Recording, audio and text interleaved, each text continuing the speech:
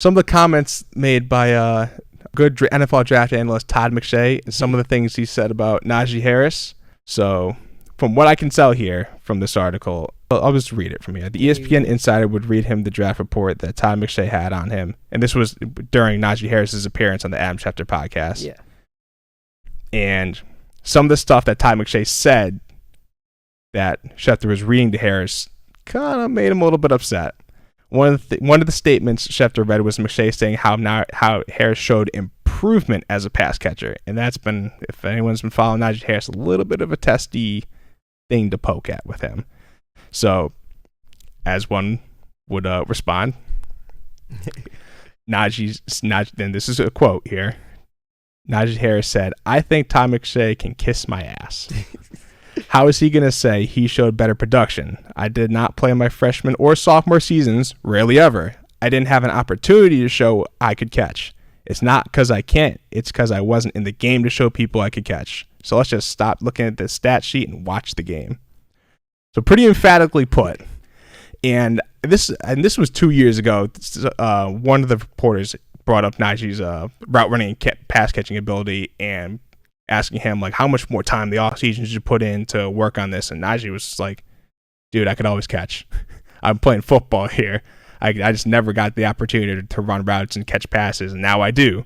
And now you're seeing what I can do. So, I'm not going to put anything against him. He's if he feels some type of way about it to, tell him to kiss his ass, then, all more power to him. Right, John? Yeah. It's a lot to poke at when you look at this whole situation. First off, I have to applaud Najee Harris, the way he has handled interviews during his last season. Oh, he's awesome. At Alabama. He was an awesome interview, very entertaining. I think that is going to help him at the next level as far as endorsements are concerned. I think he's going to do really well in that department. And he's always been a person who uses profanity a lot. I don't know if you remember his recruiting process. Of course, I wasn't a reporter then.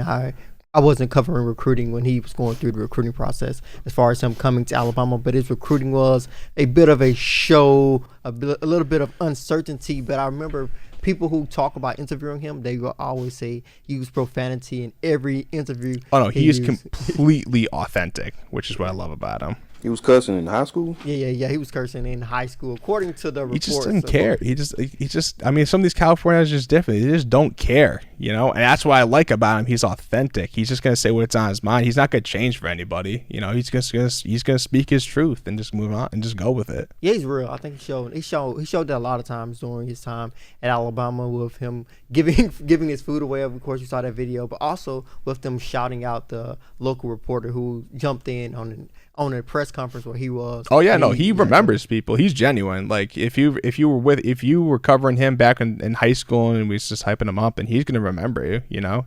He's just not gonna, he's not bigger than anybody else. He's just the same person like always, and I think that's a little bit refreshing because some of these players are just either too scared to do it. It's just what are the coach gonna say? Whatever. I'm just gonna say whatever I want. Yeah, and another thing I want to poke at here. I actually like Najee Harris out of the backfield. I think I think a lot of other people do too. I don't think that's a controversial take. I think that is one of his biggest strengths. I think that's one of the things that kind of separates him from other running backs. When you look at his size, he could be a wide receiver. Of course, he joked about it during the season, saying he is a wide out, an honorary wide out, because he wants to be part of that special unit, that special group. But I always felt that was one of his biggest strengths. I think it came to the forefront during his last season with Tua Tagovailoa, especially in the LSU game. He was like, I think he put 100 in both rushing and passing. I mean, that the whole stretch of that last season, he was just an absolute bell cow. And into this year, Saban was talking about it. We brought up a bunch of times how Alabama just wants to get multiple backs involved, and Saban's like, no, I can't. I can't. You just have to keep him on the field. He's that dominant in both areas of the game, whether it's passing or running. It's just crazy how much talent he has, and he's another guy who just built like an absolute animal. I mean, his legs are enormous, and no wonder he can jump over humans. Yeah. I think any team would be lucky to have him. And looking at it from the analyst perspective, of course, we provide our own analysis a lot. A lot of times you do have to poke stuff around because you want to challenge the player. You want to see areas where you feel they need to improve. And I think it was more Todd McShay having something to say and having a little bit of evidence behind Najee Harris not being the best running back catching the ball out of the backfield because he was unable to get on the field, which is why Najee Harris was so upset. I guess I can sort of see the analysis behind it, but from my perspective, looking at what Najee Harris brought to the table, I thought catching the ball out of the backfield was one of his strengths. Yeah, I mean, look, I get it. All these guys who work for Fox Sports, NFL Network, or ESPN who are solely covering the draft, they have a lot of players and a lot of tape to watch. So they just based in something, it's all just tape, stat sheets, and phone calls. Yeah. To whoever. And sometimes the best way to go about it is to talk to like a beat reporter. That's just the best way you can do it. Because I think if you talk to any of anybody who is in these Zoom calls, these conferences, what are Najee Harris' strengths or what are his weaknesses, I don't think anybody would have said, he can't really catch or run routes very well.